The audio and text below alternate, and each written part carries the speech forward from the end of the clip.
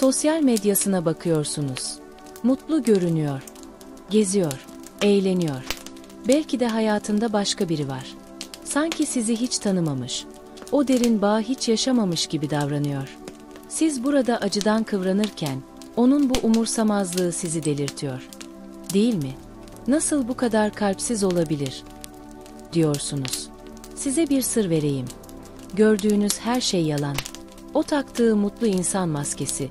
Aslında içindeki kaosu bastırmak için giydiği bir zırh.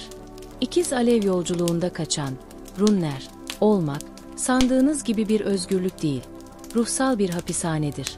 Bu videoda o maskeyi indireceğiz.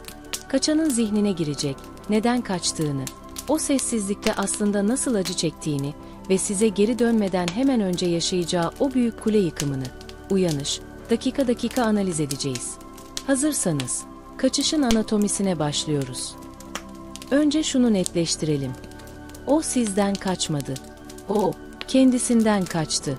Sizinle olduğu o anlarda hissettiği sevgi o kadar yoğundu ki, bu ışık onun içindeki tüm karanlık odaları aydınlattı.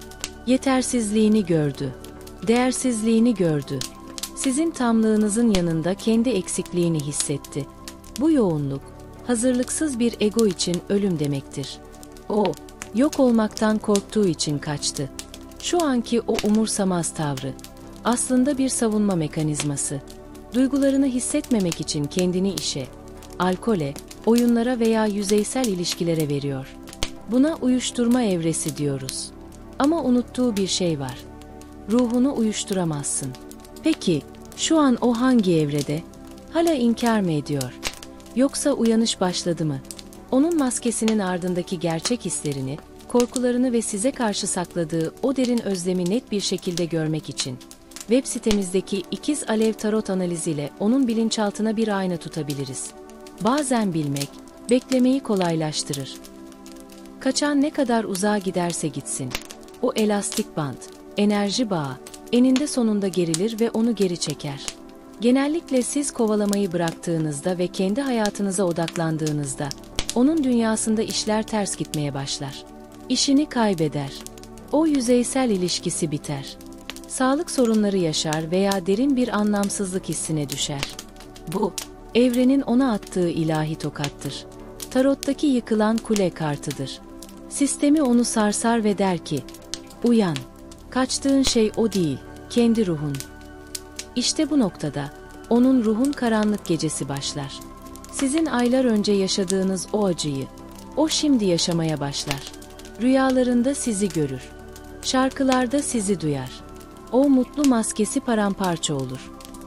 Peki, onun uyandığını nasıl anlarsınız? Size gelip ben uyandım demez. Egosu buna izin vermez. Ama enerjetik sinyaller gönderir. Birinci telepatik bombardıman. Durup dururken yoğun bir şekilde onu hissetmeye başlarsınız.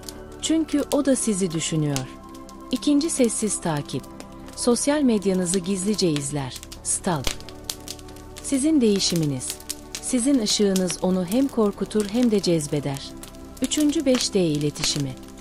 Rüyalarınızda size gelip özür diler, sarılır.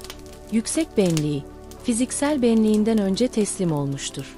Bu sinyalleri alıyor musunuz? Gördüğünüz o rüyalar, o sayılar, 11-11, o ani hisler. Bunlar tesadüf değil. Bunlar onun dönüş yolculuğunun kilometre taşları. Sizin ve onun doğum haritasındaki bu kadersel dönüm noktalarını, kavuşma zamanlamasını görmek için avuç içi ve kader analizi seansımızda size özel takvimi çıkarabiliriz. O uyanıp geri döndüğünde, en büyük sınav sizin için başlar. Eğer onu eski kovalayan enerjinizle, suçlayarak veya neredeydin diye hesap sorarak karşılarsanız, onu tekrar korkutup kaçırırsınız. Ona yaralı bir çocuk gibi değil, bütünlenmiş bir imparatoriçe gibi davranmalısınız. Sınırlarınızı koruyun ama kalbinizi kapatmayın. Onun pişmanlığına değil, değişimine odaklanın. Sözlerine değil, eylemlerine bakın. Unutmayın, kaçan, kovalandığı için değil, gidecek başka yeri kalmadığı, sizin eviniz olduğu için geri döner. O şu an karanlıkta yolunu bulmaya çalışıyor. Siz feneri, kendinizi söndürmeyin ki evini bulabilsin. Bu süreçte kendi ışığınızı korumak, enerjinizi dengelemek ve onu doğru karşılamak için rehberlik isterseniz, profilimdeki linkten bize ulaşabilirsiniz. Siz hazırsanız, o da hazırlanıyor.